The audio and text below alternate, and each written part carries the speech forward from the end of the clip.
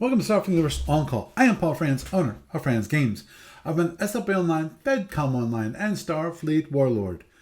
Just a reminder how to join us. We talkcast every Thursday night starting at 9:30 p.m. Eastern Time.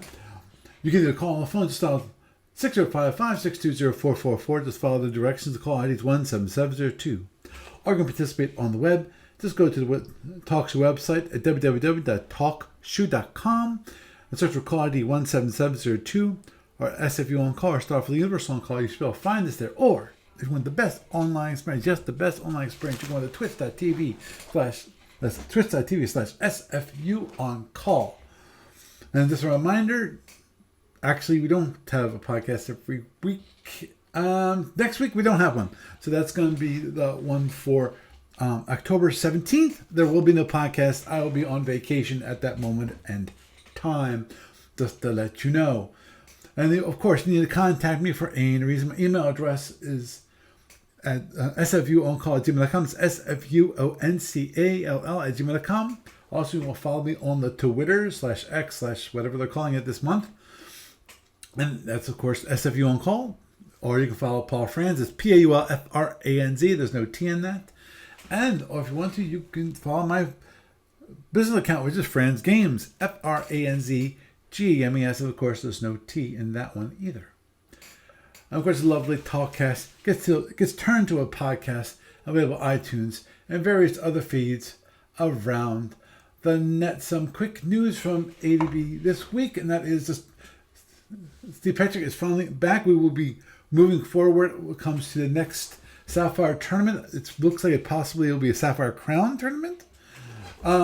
But when it comes to Steve Cole is still recovering from his broken hip that was his surgery for, so he hasn't been able to do much. And that's about it. I was going to announce that Captain's Log number 53 was available, but I did that last week. But that's a reminder. Captain's Log number 53 is now available in ebook form. Obviously, I can't wait for number 54 so that all will be available in ebook form, especially given that the number 55 has not yet been shipped out the door, which it's like, come on, let's get out the door. And this week, found on the online store is going to be the Romulans PD20. We're going down the PD20 products. This is the last one, so it's also $24.95, like the other ones have been. And the description goes that everything you ever want to know about the distant cousin of the Vulcans. Yes, they actually were related. The royal family, the role of the Praetor, the great houses and how they wheel and deal in the back hallways of the palace, and the role of the Intendant's Department, Intelligence Services, and Praetorium teams, colony planets, the previously unknown suppressed race along the galactic rim, and the development of the cloaking device, and much, much more. Moving onward and forward, when it comes to the SFU Online tournaments, as I mentioned just previously, that is that the Sapphire Crown tournament, which is for the top 4 players in the who's won the past 4 tournaments, Sapphire Star tournament. They do a playoff to see who wins, who's the top dog of the top dogs, And moving on forward to the online client. I did figure out how to add a hotkey for each tab. I had an issue with the previous one I tried to use, because unfortunately that I didn't realize at the moment that hotkey was already used. So it was doing something weird which I didn't expect. Finally figured out that was the case. I just have to now figure out the assignment of the keys. I want them to be relatively known, relatively easy to remember. And also I need to, of course, implement the changes for all of the tabs. I've done it for one as a test, and that worked. It looks like it all worked beautifully.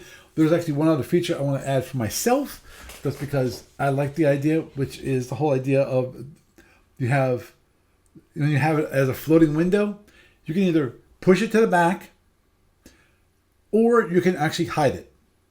But that's me. I'm not sure anyone else is going to want that feature. I'll definitely add it for myself. If anyone else is interested in that feature for SFB Online, please email me on the SFU On Call. Or if you want to, you also can, obviously, if you're on YouTube, you can post as a comment. So that's going to be one of those features that's going to be released in the next release, which I need to work on. That definitely will not happen this week, though. I can guarantee you that I will not be working on it. I cannot release it this week because I'm not going to be at my home because I need some of the computers here to actually release the product, believe it or not. Moving onward and forward, when it comes to library report, there's no new ones that have been added. There is a couple that need to be uploaded that I've gotten from Frank. Also, I've got the approval. Contacted Steve Cole. He finally got into the office to actually check his email. Why he can't check his email from his iPad, don't know. But okay, I'm not gonna. It might be the whole separation of work and non-work thing, which I totally agree with. That's why I have my other one computer here. I got my work computer over in the corner. If you ever watch the YouTube video, you'll see a laptop sitting there, or probably over my right hand shoulder, and that's my work laptop. So, two separate areas for each, and I totally understand that. But got approval, so I will be uploading sometime in the next week or two the Federation and Commander gunboats. So that will be added to that library, so you can enjoy that. And with that, that is the news for this week. And it's me, it's the one Paul Friends welcoming you to Start for the Universe On Call. And tonight, well, we've got me, of course, and we got Doug. Say hi, Doug. Hi, Doug. And just a reminder to those people that either have not listened to the news portion or will not be listening to the news portion of the podcast. Just a reminder, we will not be having a podcast next week. Next week, I'm going to be visiting my daughter, so I will not be able to do a podcast from there. I'm not taking all my gear out there. I see no reason to do that.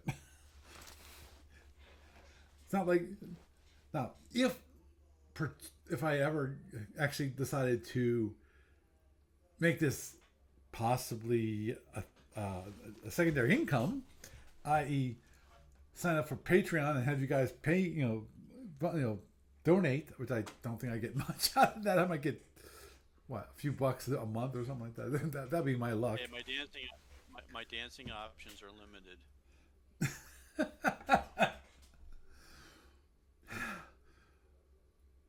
And Lord knows, I like my college days. Yeah. Who was it? Justin Robert Young.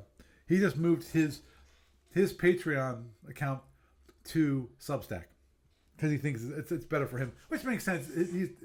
He deals with politics, and he feels like Substack is a better place for political speech. Probably.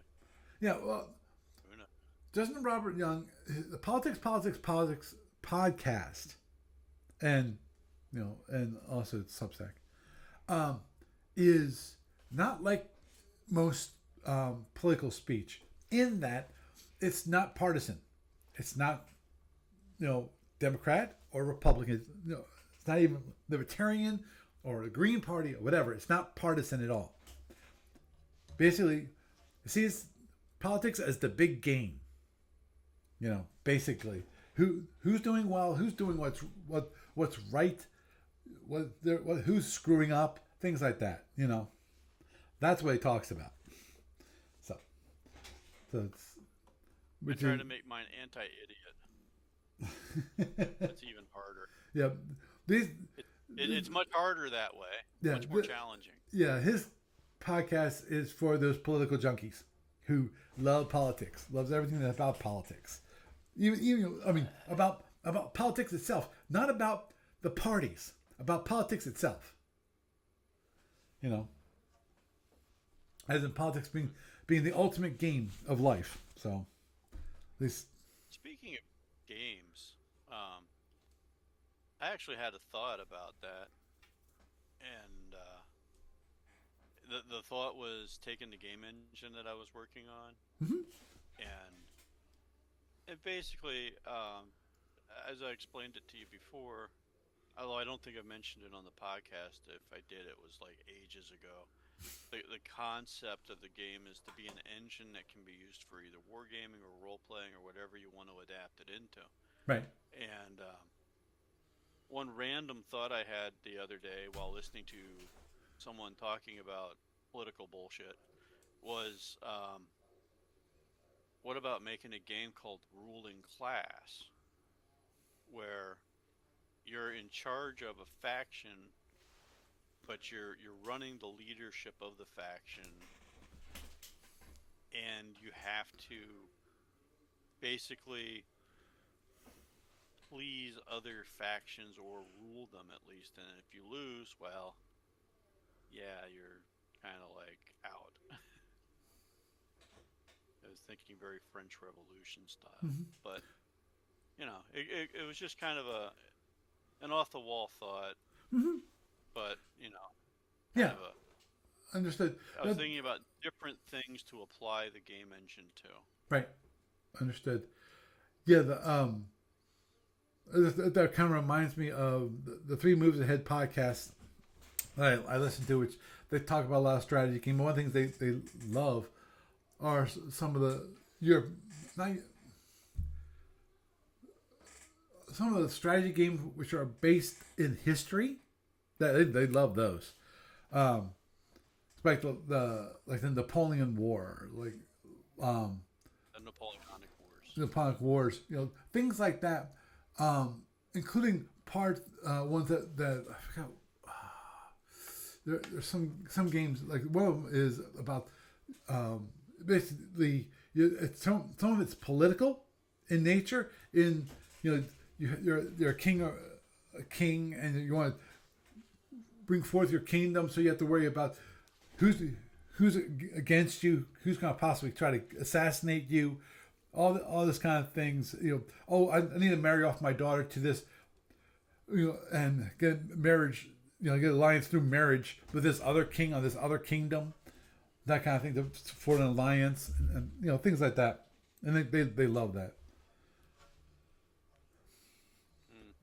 But okay, moving on to topic or topics for tonight. Let me bring it up.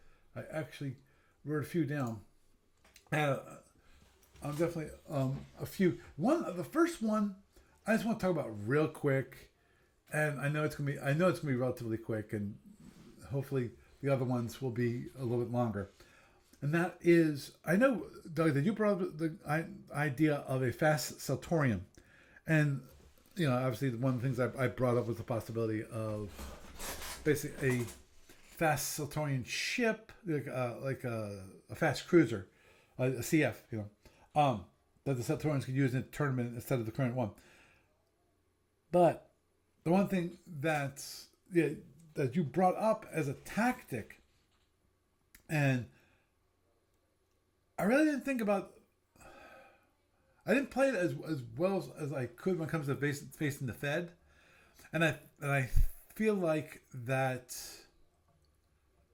I when it comes to tactics for what I consider a quote unquote fast Seltorian, because it does have extra power and so forth. This means you have to tune your weapons armament, meaning what you actually power up, your arm. Yeah, it's a trade-off. Right, it's always a trade off. That's the whole idea of SFB, is that for energy allocation, you decide, okay, how much are you going to use for speed, how much you're going to use for defense, maybe shield reinforcement, how much you guys can put towards your weapons, possibly recharging them or charging them up for an attack run.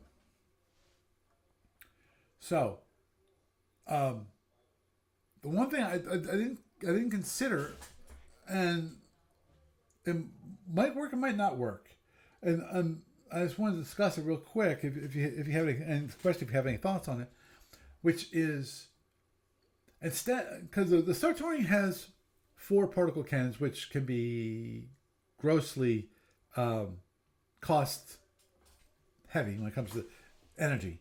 Mm-hmm. Yeah, because one overload costs 3 points.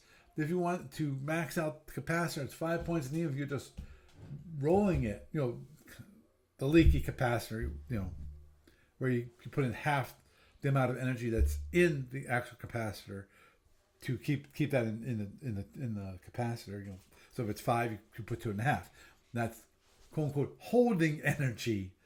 You know, I call it kind of whatever. Um, still pretty expensive. Anyway, Hmm. obviously the one possibility to keep up the speed is instead of always charging all four, charging like two. And therefore, you can keep up you're basically at that point you're designating the speed as the one and most important thing in that game. And you're for most part you're using the other two as either backups or just to take damage for and keep firing away. Obviously, the big issue there is that you you decrease the amount of possible damage that you can do against your opponent, Right. but you But but you keep up your speed. if you're doing a subtlety game, yeah, that's a subtlety game issue. If you are basically not doing as much damage to your opponent, what you need to do is restrict your opponent's damage to you. That's the trade-off that you're looking at, Mm-hmm. and yeah, it's very doable, and it's not that far off the concept of running with having holding a standard photon that you can overload, or just have as an extra photon hit if you want it, and overloading other photons and keeping your speed up and trying to get in for that near guarantee hit for three of them. Or if you want to use proxies and do that long ballet, Right. it's a subtlety game. Mm-hmm. It's a finesse. That's the word I'm looking for. Right. It can be very much a finesse ship instead of a hammer. The problem is if you look at the Seltorian and you go, that's a very robust ship. It can take a lot of damage. It can output some damage, significant damage with that phaser array. Mm-hmm. And the primary weapons are weaker than photons on a individual firing turn basis, but same as or better than disruptors on a turn to turn basis. But again, it's really a finesse thing, and I think the biggest problem that you have with the ship is simply just not having the practice with it. Right. Understood. Understood. And that's where a lot of the issues will come in with the tournament ships, is if you're not practicing a lot with the individual ships, you can miss out on a lot of stuff. Way back in the day when, Mike and I would drive to tournaments, and I would go to tournaments with you for Origins, we were looking at significant amounts of play leading up to that, Yeah. and even significant amounts of play during the tournament itself, or Mm-hmm. during the convention itself. But you're not getting that nowadays, Right. Right. with like just the occasional, here's my game for the quarter online. This is our one tournament. Agreed.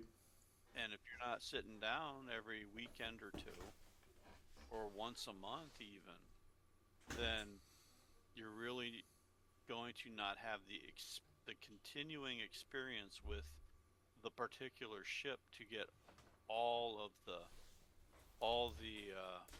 subtleties of the ship design and capability down.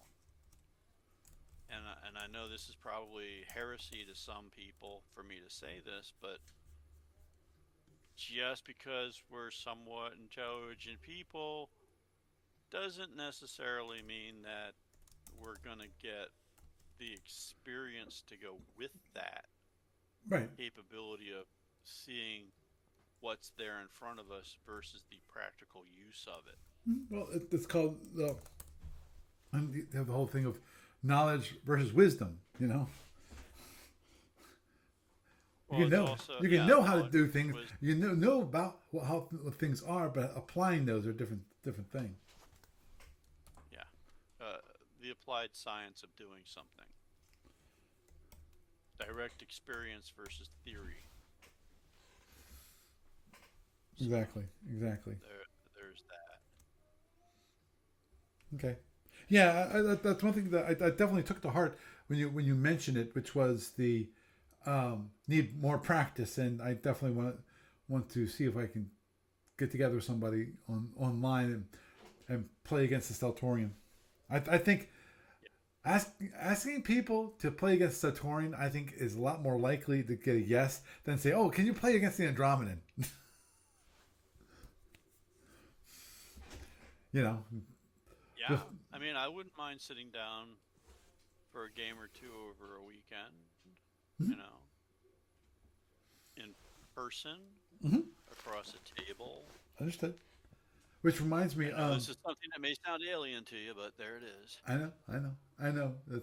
It's a strange concept. That's one thing actually I'm looking into hopefully doing when I come back, which is that there's a guy I met online. He's actually in York. He's in town in York for this month. And I'm seeing if I can get together with him like next Saturday in And York. it's not Barry. And it's not Barry. Wow. Yeah, went together get together at a coffee shop. And I figure we don't have. I'm not sure we'll have time to play SFB. I don't think we will. We might just have time just to sit down and chat, face to face, which would be nice to actually talk to somebody in person.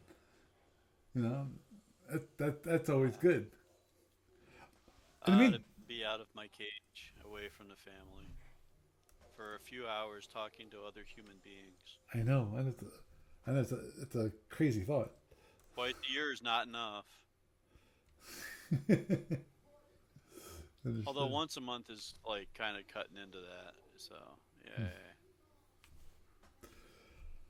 Now, one thing I wanted to show people that I mentioned in the news, which was I finally got it to go, which is if you see on your screen, for those of you on the video, you'll see the SFU Online client. You'll see a room.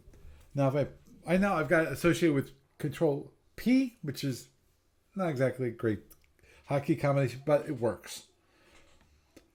And hit P, it picks up the impulse chart. If I hit P again, Control P, it goes to board. Now, if I go here and I say make it a floating window, I do Control P, it goes to the back and brings the board to the front. Hit P again, impulse chart. Basically, as I pointed out last week, the idea is to make it, when it comes to that, is more EVE Online like, in that you can press the key and it pops up. And in that, what I would really like to have is this, which is okay. Oh, wait a minute. Floating windows, weapon status. It's not gonna show.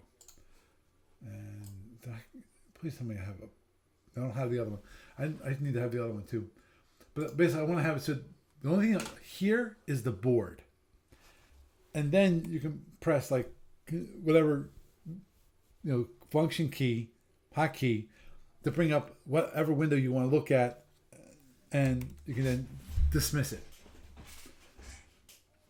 That kind of idea. And if you want to, you can obviously move them, put them around, so you can just do that too, and you can have it so you can go to the different windows and so forth. But that's the kind of idea that I have for the client, which I think makes it better in my mind. At least it makes it more the way I want it to work, which is actually, to be honest, the best thing, because I'm solving my own Problem. Doo-doo-doo. I take it you were impressed with the way they have that set up then. Yeah, yeah. I like so that when you press a hotkey, that will come up and you can easily dismiss it. And that's one of those workflows that I like. I know there's certain things that we definitely we can't do, and that's fine. The whole one of those things that it's even online. It looks neat, but I don't think it's useful for playing an online board game. And that is, of course, and it actually can be really annoying, which is the translucent windows. Oh yeah, yeah, Those yeah. can be kind of cool. Also, they can really make it hard to read what's in the window. Yeah, that's the only issue. But you can get around that Yeah, you can turn it by off. setting for the individual windows. Yep, yep. So, Which is what I do. For some of those ones, like no, no, I need. anything in space, anything in space, I have that tend to have that set up like that a bit, just because I want to be able to see what's on the overview in front of me. Yeah, for me, You know. the one thing that was slightly annoying, and it's just because I didn't realize it at the time, which was for my one ship for my destroyer. It had I filled up all of the weapons, all of the high, um, uh, not the high High rate, slots. high slots. Thank you. Hmm. The problem is it shows it on the screen is a single line goes all the way to the edge of the board. And unfortunately, what I like having in the lower left hand corner, lower right hand corner, lower left hand corner is my chat window, lower right hand corner is my D scan window. So what Okay, can I tell happened? you how to fix that? I can tell you how to fix that. How? It's very simple. Grab your ship by the capacitor spot Mm-hmm. and just drag it to the left. And you can adjust the sizes of the other two things so that they don't overlap. Oh, okay. So basically, the way that I have my setup, I don't know how long it's been since you saw it at my place, It's been a while, but yeah, it's been a while. and I But wasn't really what taking. I do I is, wasn't thinking. Don't do that, cat. And I wasn't taking as close careful. I wasn't carefully looking at exactly how your setup was. yeah. Well, the thing is this: the uh, the button's set up for you to use your mouse key on. Mm-hmm. You can use your hotkeys for all of those, and you can press. There's a spot to press on the center capacitor display that allows you to collapse the button display, so you don't have to have the buttons up. Mm-hmm. You know your hotkeys. You can use them for your functions for your modules.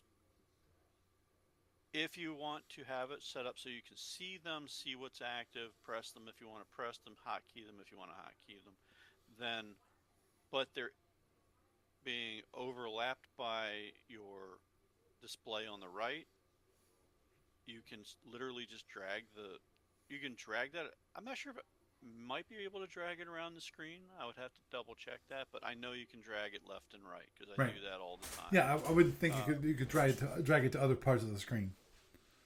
Another thing that you can do, and this is something that will be important for you when you start running security missions, Mm-hmm.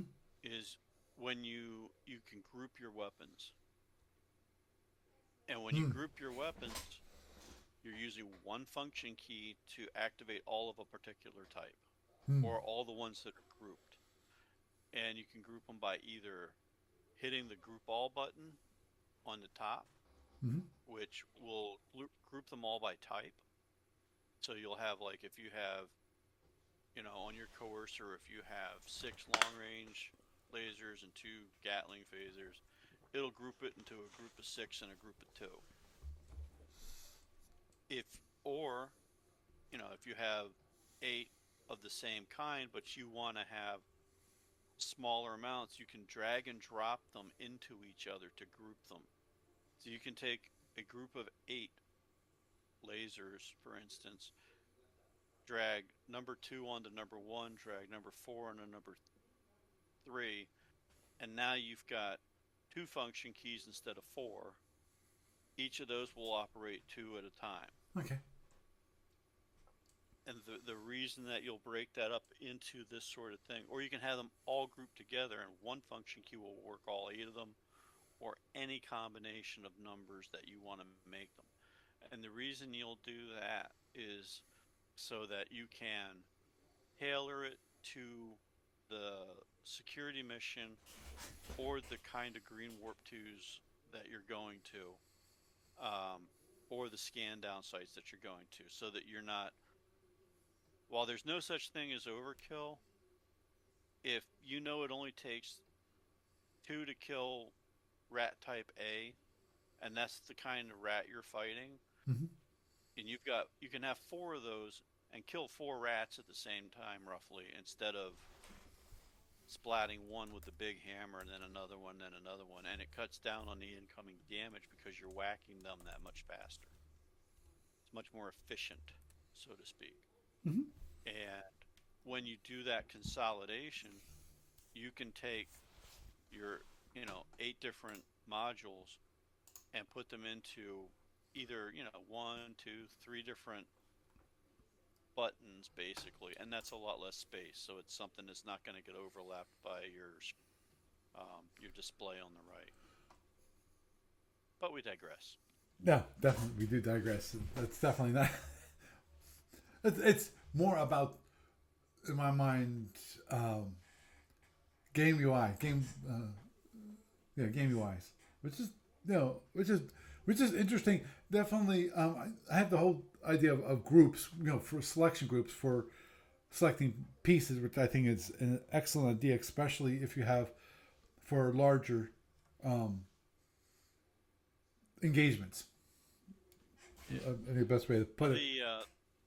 The other thing is that sometimes when people are streaming, Mm-hmm. you'll see some of the streamers will have those buttons collapsed so that they're not being shown, and they're going to be hotkeying their commands. Mm. They're confident enough to do that. They know what they're doing with it. And another interesting thing is if you have like weapons groups consolidated, that frees up spaces on that upper row, and you could take your mid slots and low slot items that need function key that you have to activate, and you can drag them up onto that row, because each of those rows, high slot, mid slot, and low slot, are separate function keys. High slots are all the F keys. Mm-hmm. Mid slots are all I forget if it's Alt Control. I always get them backwards until I start doing them. It's mid slot, for instance, might be all Alt plus the function key. Low slot, Control plus the function key. So whether I have that backwards or not, it doesn't matter. You can drag your mid slot item out of the mid slot, put it into the high slot, and then it's an F function instead of a Control plus F or an Alt plus F. Right. So you mean location when it comes to on the screen? Yeah. Yeah, to correspond with what's on your keyboard. Right. So, if you have your warp scram as set to, Alt, and you drag it to the high slot, now it's just F key, whichever F key it is you dropped it into. Mm-hmm. So you could have, weapon scram and a speed module as your F1, 2, and 3 keys. And that's all you need. Mm-hmm.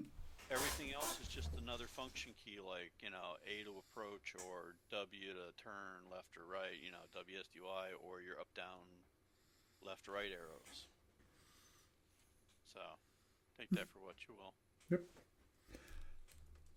It's just such an incredibly, customizable setup. Mm-hmm. And I think that particular bit is it's a plus for the game once you get past the learning curve for what you're doing. Right. And as I said, my biggest issue currently when it comes to combat in EVE Online is that I don't have a good feel for it yet.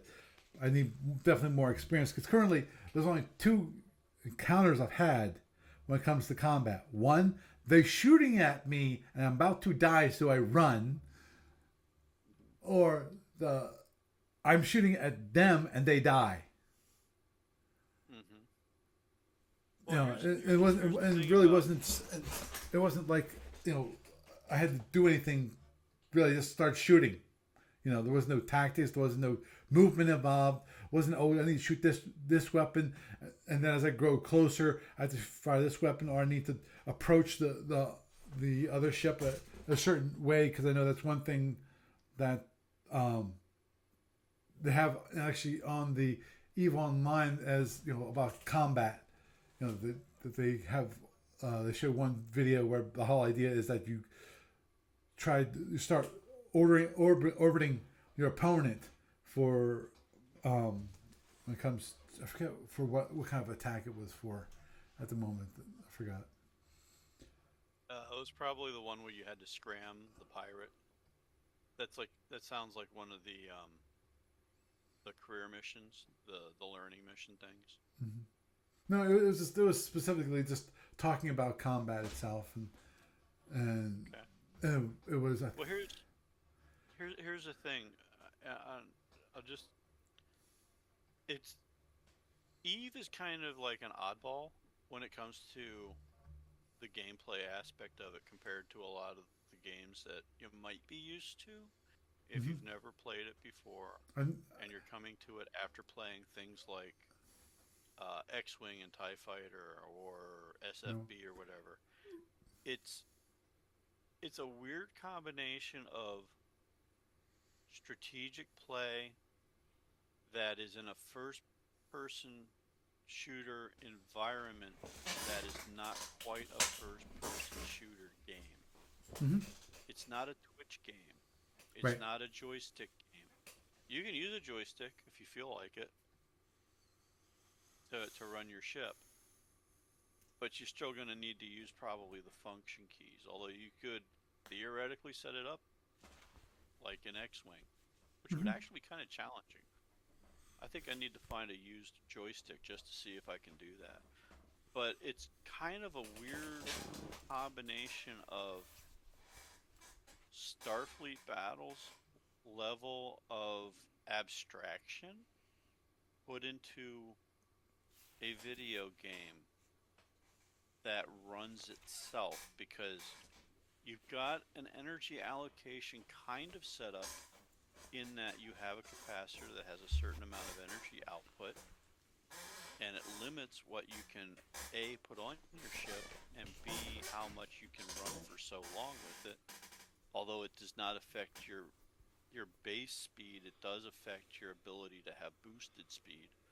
Um, but it's also, even though you're in a 3D environment in an individual unit, you're not really in that, you know, that joystick shoot 'em up, pew pew, reflex eye hand coordination kind of game. Right. Yeah. Well. But you're also not in a board game environment because everything's happening as you go. It's real time and continuous. Mm-hmm. So Understood. Yeah. it's kind of a oddball animal to wrap your head around.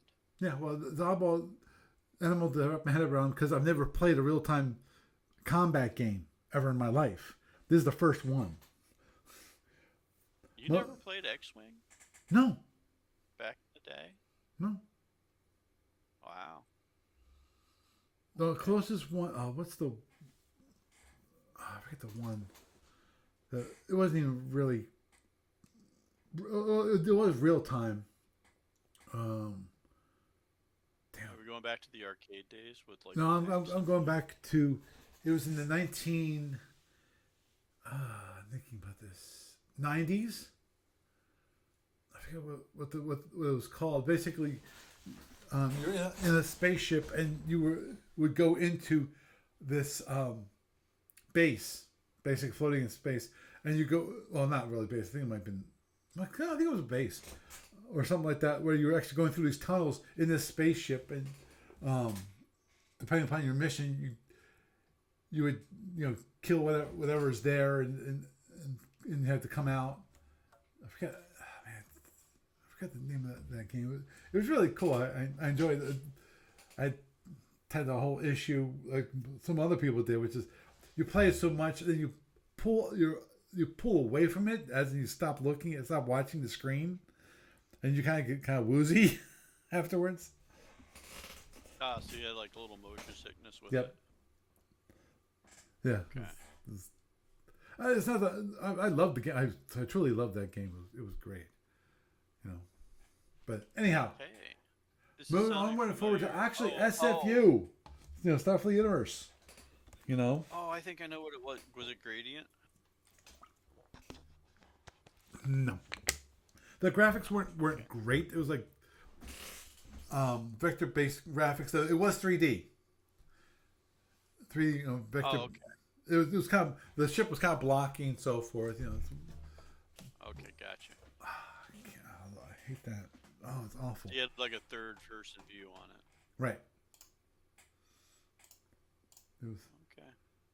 You'll remember it at like 3 o'clock in the morning. You'll wake up and go, "Oh, that's what it was. I'll tell Doug later," and then go back to sleep and totally forget about it forever. Yeah. Yeah. No, actually, that's So one. back to That's one of those things I rarely wake up in the middle of the night with insights like that. I wish I did in some cases.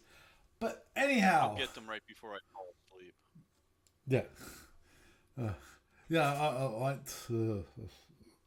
Let's not go there. I get some really weird things happen. When sometimes like that time where you're not asleep but you're not awake. You're in that in between. Yeah. Kind of lucid dreaming kind of moment. Yeah, exactly. It's weird images. Images mainly. There's a term for it. Yeah. Yeah, it's lucid dreaming kind of moment. I still don't. You're semi in charge of it too. I'm never in charge of any of it. The only thing I have in charge of is to wake up and turn it off. That's the only control I have. No matter. Unfortunately, I got some people I know who actually, when they dream, they know they're dreaming. Mm-hmm. I don't. I'll usually realize it while I'm in this situation. Yeah, hey, at least I don't have an issue my daughter has sometimes, which is she'll have a dream where she gets killed, and then she'll go back to sleep, and she'll go on through the dream again and get killed again in her dream. Yeah. It's like I don't think I like that one. Let's not do a repeat of that, shall we? Okay, top of the eighth. Get back to actually one of the topics I wanted to talk about, which is basically handling large fleet battles. Because that's one thing we discussed last week, which was, of course, our overall experience with large fleet battles. I know we probably all had them for good and for ill, mainly for ill. Because invariably, the problem with large fleet battles is it takes so long to play them out. And obviously, Jeff's experience was a little too large. When you have, that was the extreme. Yeah, when you have almost 300 drones, just drones on the board, that's a little extreme. Yeah. So. And that's the understatement. Mm-hmm. Agreed. Yeah, they found out what the limitations are on that particular campaign. Yeah, because that's what that was. They did. Yeah, they did something. They did the whole. Oh, this be great, and then you realize, no, this is awful, which is the whole idea of. I suspect that every group goes through that. It's like a phase they go through. Oh. And it's like, doesn't matter how much you hear about it. It's a phase everyone has to go through. at least once. Right.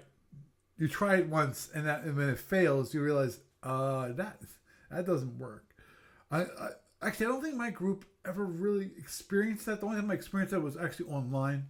When I think it was I had secondhand through Aaron's campaign, the Void War campaign, as I mentioned last week, Yeah. which was the whole grand idea, which a lot of people think of like, oh, that would be so cool. No, it is long Reality. and Yeah. boring. Yeah. Remember what I said about hey, reality versus this is the cool thought and this is the actual reality. Yeah, there you go. That's exactly what that moment is. Yeah, yeah, the whole idea of So, it could be grand adventure. We have this grand campaign, and then we'll have it so that when we actually have combat, we'll actually play it out in the SFB, and then after that, we'll resolve it, put the results back on the strategic board. It's like no, you can. yeah, there's a problem Okay, with okay, trying to scale it. right. In theory, you can do that. Here's the problem: you need quite a few people dedicated to it. Number one. Two, you need a lot of people to play it out. A lot of people to play out all of the combats all at the same time. So I you'd have to have I'm blind number here around 100 people that were dedicated to this. That's possible to do because Lord knows I'm just thinking about the D&D guys.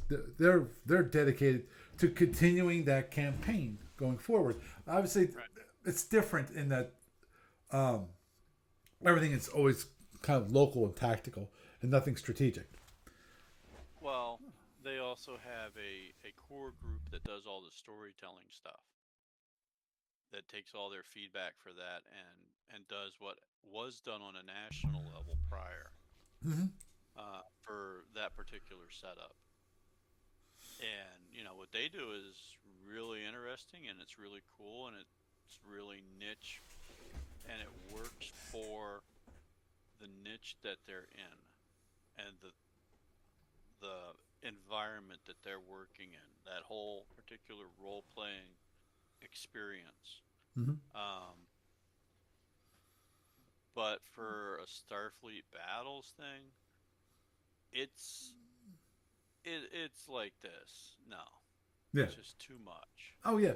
Oh yeah. It's literally too overwhelming to do something like that Right. on that scale and try to play it all out. You literally have to take whatever generation system you're using and have a strategic level system to do the most of the fighting and pick a key thing out and do that as a highlighted scenario for a day, you know. Oh, So, understood. And see, and as it stands when it comes to F&E. If you want to play the General War in F&E, that that alone, and that's using the battle resolution the combat system that's actually in F&E.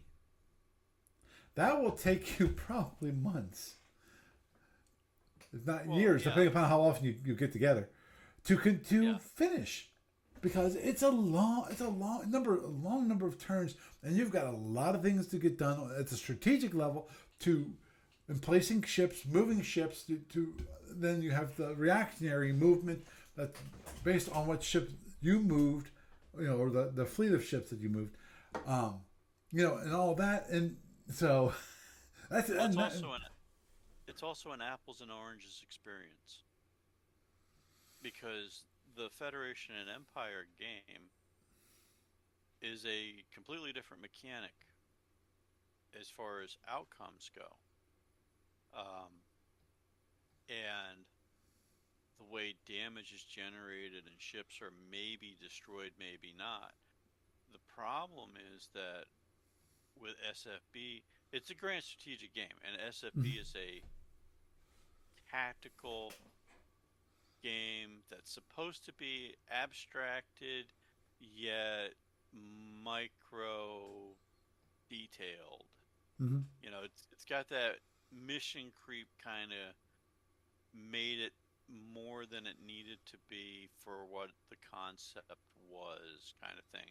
It has a lot of engineeritis in it. Let's put it that way. And that Hmm. comes from decades of people wanting to say, well, here's my real world engineering thing for problem X, Y, or Z in the game.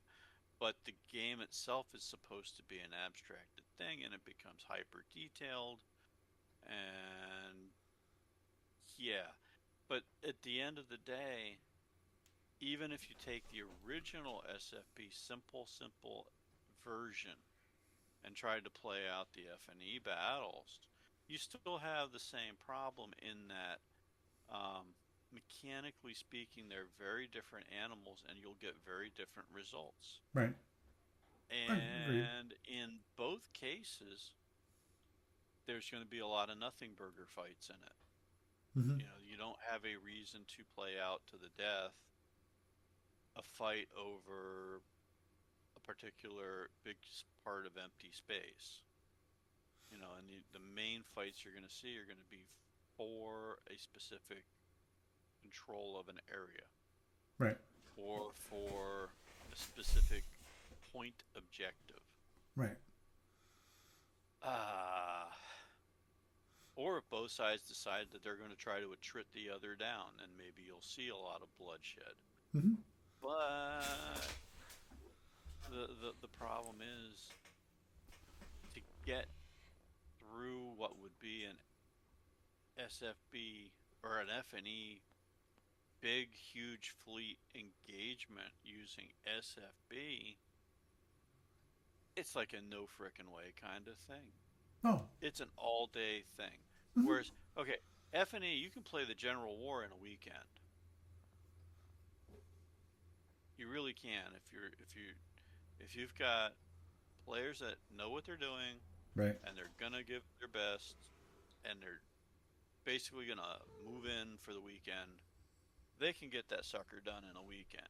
Right. Yeah. You Because can they can do move. They can you can do do a scenario in a day, you know. But an an SFB battle on that scale of a typical large fleet engagement is an entire day of play by itself. And that's where the failure comes in for trying to use the two different systems together. the right. Right.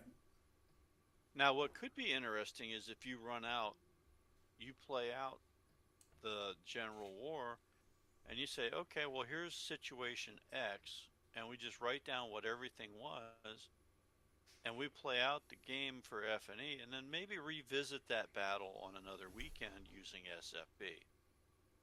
That could be interesting to see, just to see if you get a different result than what you got in the other scaled system. So, Understood. you know, And there's always the conversion factor issue. You know, and that is okay. The ship got damaged, but it wasn't crippled. So, and there's no concept of that in Federation Empire. You know, if it's damaged, but not, it's either crippled or not crippled. yeah, there's no in between. Right. And in SFB, there are campaign rules you can use to say you take X amount of damage. Here's how much you can repair between scenarios in space. Right. But the thing is, you can nearly fix everything. Your ship functionality takes a long time to be degraded. If it would take multiple encounters and lots of damage that you barely survive for your ship to be really significantly degraded to the point of it's a demonstration of the over engineeritis kind of thing. And Oh. it's like one of those things where you would rub your head and go, why bother? Oh, understood. Understood. Okay. Sit down. Because you can also visit any starbase and go, "Oh, we're fixed now." Any mobile base and say, "Oops, we're completely fixed now." Right, as long as you have. I mean, if you look at the repair rules for scenarios, unless a particular mini campaign states otherwise, the general rule for that, if I remember correctly, for what gets fixed, means that unless your ship went down to like almost exploding,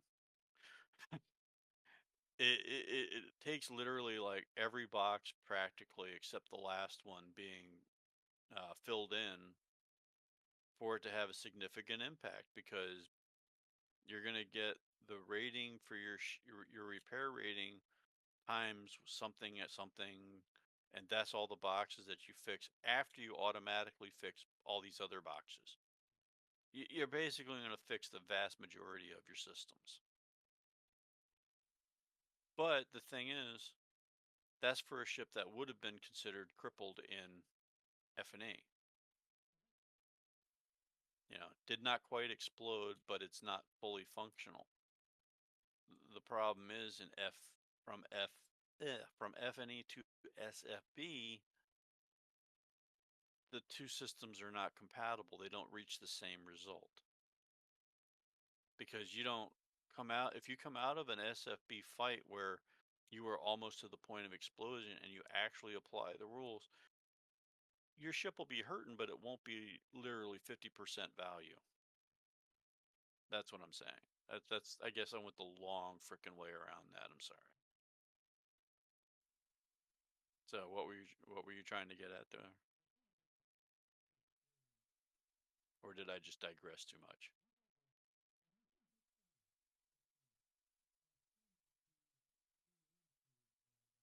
Hello? Whoops! I accidentally Okay. muted myself. You have your ha ha ha ha ha. Thank you, Paul. I don't feel so bad. Yeah, well, like, my cat was. To make me feel better. Yeah, my cat was messing with things. I happened to grab my microphone. I happened to hit the mute button. And then I fixed it all up, and I forgot to unmute myself. Trying to say something. Yeah. I had this feeling you were saying something, but not.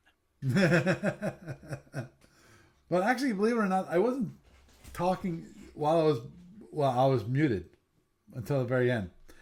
So you said right now. Well, we did. You did kind of digress. The whole idea was to bring up that it was to bring up go into how to play these larger battles. Is there a good way? Because currently, in my mind, larger battles. I mean, I'm not talking about huge, crazy huge battles. But most large battles, large being like 10 ships aside. To me, that's kind of a large battle. For the SFB system, it is, and that's not including things like fighters, drone, seeking weapons. 10 ships is quite a large fleet on each side. And then if you want to add, if you have any carriers that have fighters and any PF tenders that have PFs, the numbers grow quite a lot. And your complexity level just goes through the roof. Yep. Exactly. And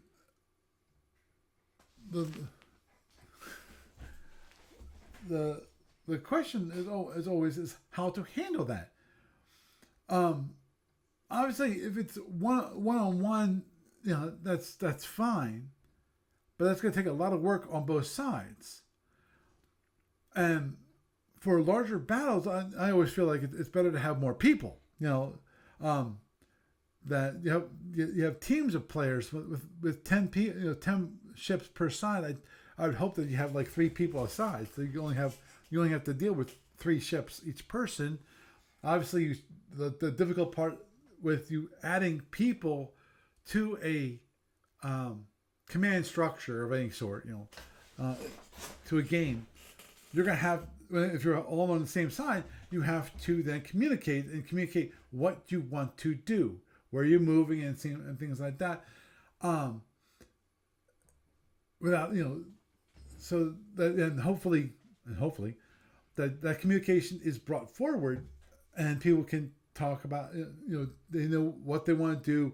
They can talk about, okay, this is the plan for this turn, what we want to do, how fast we want to go, where you're going to go, where I'm going to go, that kind of thing.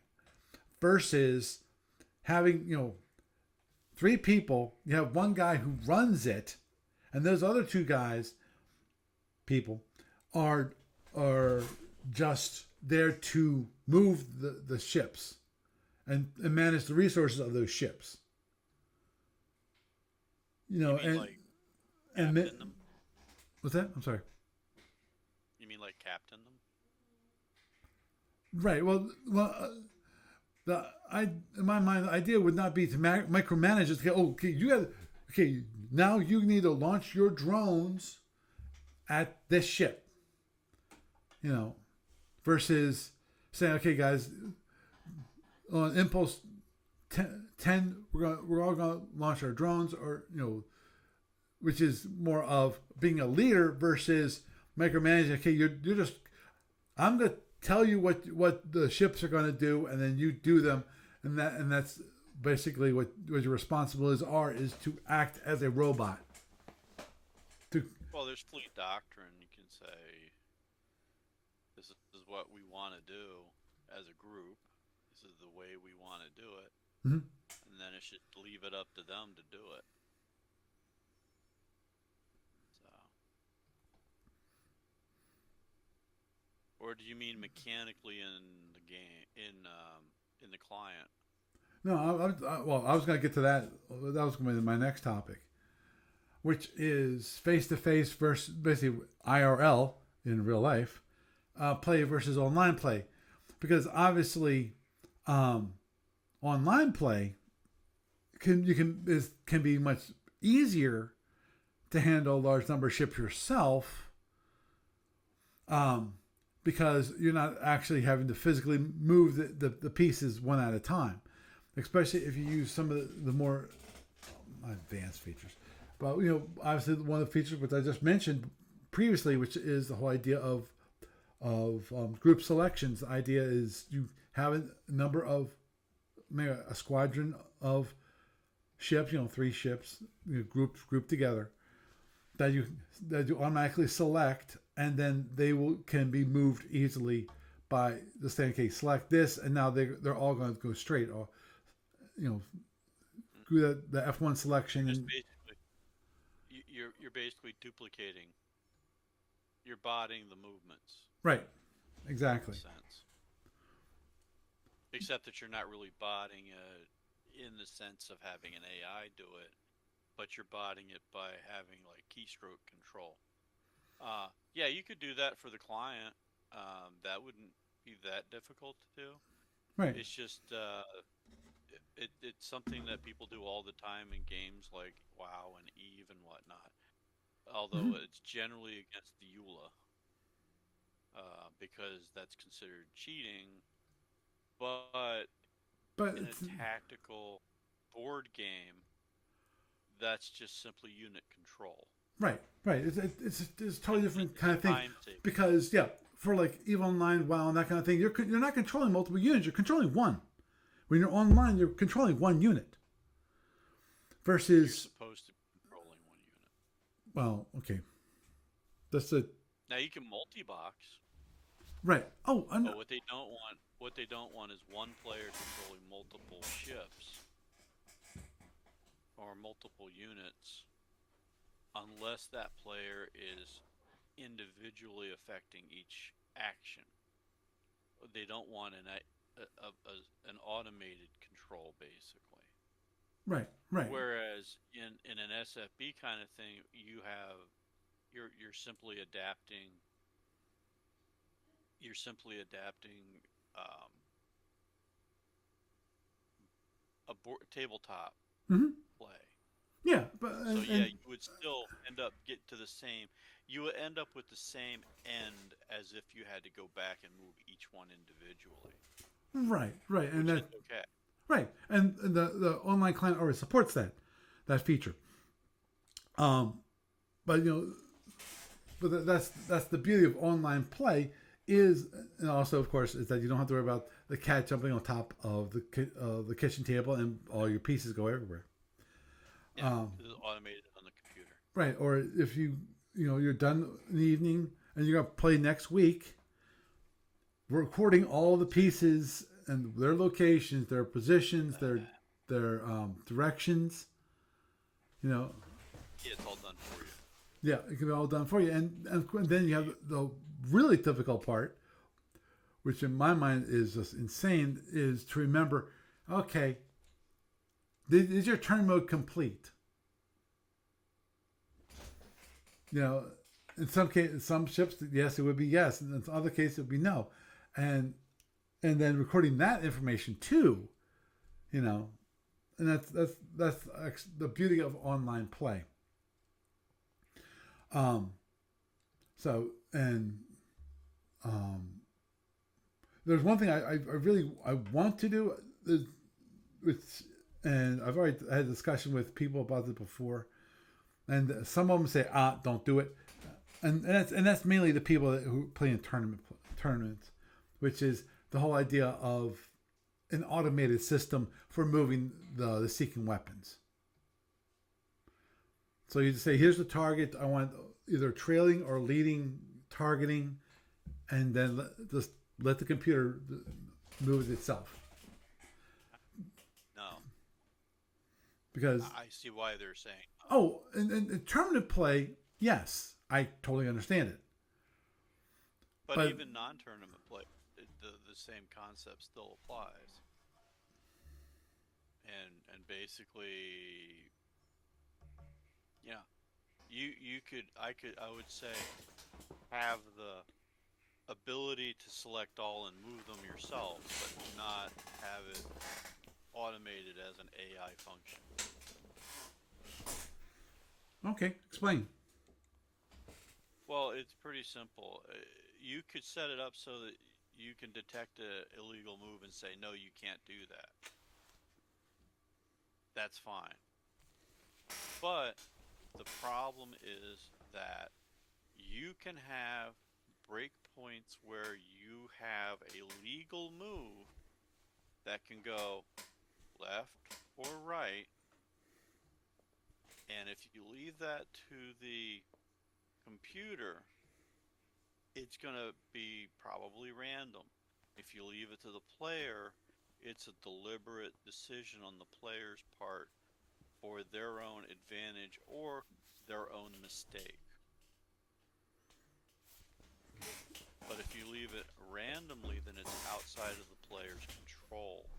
And the thing with the board game environment of it is that in the board game, it's all player control. So you have legal move to move your plasma into hex A or hex B. It's still a tactical decision that can affect the outcome of the game for that player. But if you leave that to the machine, then it becomes a random thing that is out of the player's control. Yeah, but not really, because of That other than what Doug, what it currently sounds like to me is that you are one of those people who is basically you wanted to have it so that people are forced to move the seeking webs themselves so that they know exactly, they learn how to, can you stop that cat, learn how to move the seeking weapons properly, and if they don't, then their opponent should be able to take advantage of that. No, that's not what I'm saying. Because I'm not saying because here's the thing, with the SFB, there's only certain legal moves that you can possibly do with a drone. There's a set of rules that you must apply. You must always be getting closer to your target if you possibly can. Right. But the thing is, there are going to be points where when you have the choice of going one way or the other, it will affect what the other player's going to do. It's it's an extreme subtlety thing, an extreme bit of finesse thing. I don't know why I'm stuck on finesse versus subtlety tonight. That's just kind of weird. But it makes a difference in your play choice. And if you take that away, then you're taking that away from the player. If you automate that into the game doing the move for you.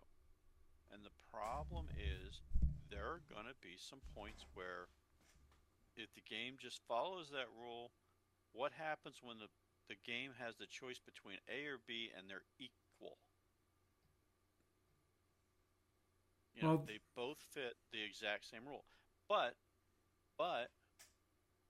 whichever way you go with it, it can tactically affect what the other player's going to do. hmm And it's just that's the point right there where a player has to think about what they're going to do with that unit. It's not a matter of forcing them to understand how to move them and move them properly. It's a matter of because you could actually have the game detect what the legal moves are and say, okay, these are your legal moves, or reject a move because it's not a legal move.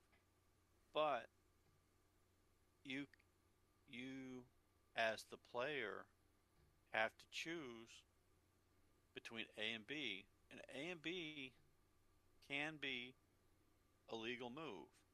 hmm You know, there's a lot of times when it's going to be your only legal move is B.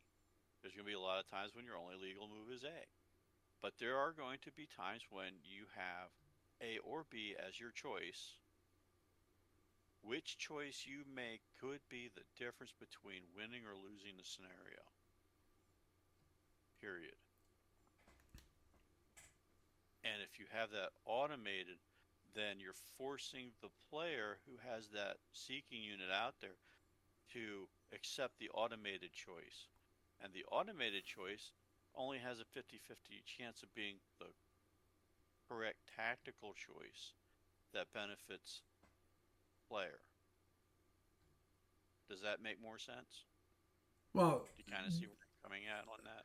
kind of, but also it sounds like you've made one assumption that the player completely has no control over where the seeking weapon moves. If the process was Well, automated, that it would be a forced automation where the player now is completely devoid of control of the seeking weapon, where the seeking weapon goes. yeah, I thought that's where you were going with it. No, So, it, okay. things like that would always be an option. The idea of it is to help move when you have a lot of seeking weapons, be able to move them quickly without issue. And obviously, if there is a question about, okay, there's two possible legal moves here, and they both will achieve what the goal that you want to achieve, i.e., trailing or leading, then you get to choose. Well, I think you've already solved that potential problem with the idea of linking them together so they can be moved as groups. Because that's actually the hardest part of moving them is just the individual. I move each drone individually is the pain in the butt part, you know. And even on a cardboard counter version, that's kind of easy enough to do by just picking up the group. Right. But in an electronic version where you have to select each one and move it individually, yeah, that's a pain in the butt. But you could automate that by just I think you've already done that by saying select all these units and move them together. Right. And that takes care of your problem right there. No, if you're, I thought you were meant as an AI function. No. No. Well, Because if you a, go to com- the AI function, I would be totally a against that. computer controlled function. Yeah. No. Yeah, unless the other side is computer controlled completely as an AI opponent, I would say no. Right. Oh yeah. Oh yeah. That's But as far as moving them as groups, yeah, absolutely. The fact that if you have it set up so that you can group select and move as a group, then I think you've already solved your problem. Did I get that part right? yeah. Hmm. Okay. Yay! Say that again. You were right. Thank you. Okay. Well, with that, I think I knew there was a we reason I will came on this. wrap it up for this evening. I need to get things put away quickly so I can actually get some rest because I got wake up my normal beautiful waking hour of 5 o'clock in the morning, so I can get out the door here by like 6:15. So Yeah, you have a safe trip, Paul. See you. Talk to you in 2 weeks we'll do. Okay. You have a good night. on the podcast, and feel free to give a ring between. Oh, we'll do. Like I said, I guess some interesting news for you if you want to chat like tomorrow or this weekend while you're traveling. Hmm? All right. Thanks for having me on. Okay. You're welcome. Okay. Bye. So tonight we had another chasing, not quite chasing rabbits. Smorgasbord of topics. Obviously, some of the things that definitely came out of tonight's podcast was that one, definitely I need more playtime with a Seltorian. I really would like to do that, and please don't approach me about doing that. Though obviously, if I put it out there, I want some that's I won't be able to play at all probably until just at least another 2 weeks at the very earliest, because this weekend, no way. Next weekend, I'm gonna be way too busy. It's gonna be crazy, and oh man, I'm supposed to be doing my homework. Maybe I'll bring it with me. I have homework to do, and talk about larger fleet battles, and that flying larger fleet battles in SFB is a challenge. Obviously, the one thing that was supposed to occur didn't really solve the problem. Was Federation Commando was supposed to have the idea of you be able to get a larger fleet battle done in a shorter period of time. That really didn't work in my mind. Actually, that was the whole idea of squadron versus fleet. The problem with squadron versus fleet when it comes to sizes, you just decrease the number of offensive and defensive by half. So it's still relatively the same issue. It doesn't really solve it. Anyway, it was an attempt.